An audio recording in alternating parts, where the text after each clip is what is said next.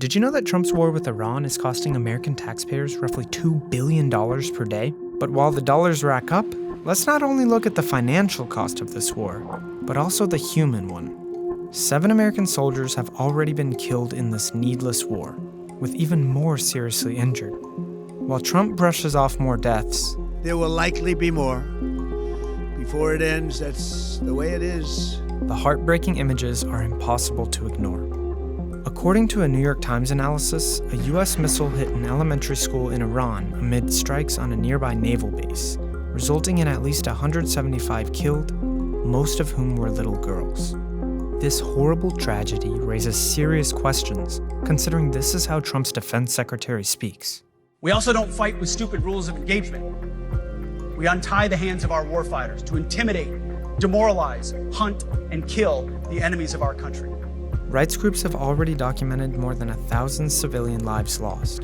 While the human cost of this war steadily grows, Trump continues to choose this deadly war over Americans' basic needs. A single Tomahawk missile costs $2.2 million. The price of just one of the many missiles Trump is firing could cover 775 children on Medicaid for a year, or provide lunches for 3,600 hungry kids.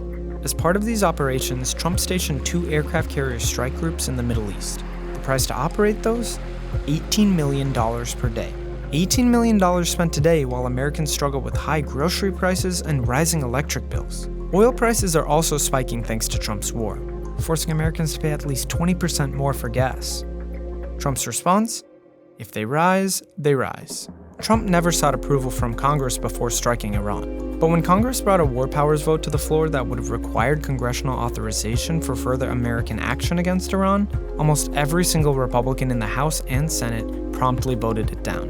And now the Trump administration is preparing to ask Congress for even more money for this unnecessary, illegal, and horrific war. Republicans' priorities are clear. They have money for a needless war, but not for your groceries, healthcare, or basic needs. So while the lives lost and taxpayer dollars spent continue to rise, there appears to be no end in sight and no exit strategy. And we're all left knowing that none of this needed to happen. This is Trump's war of choice.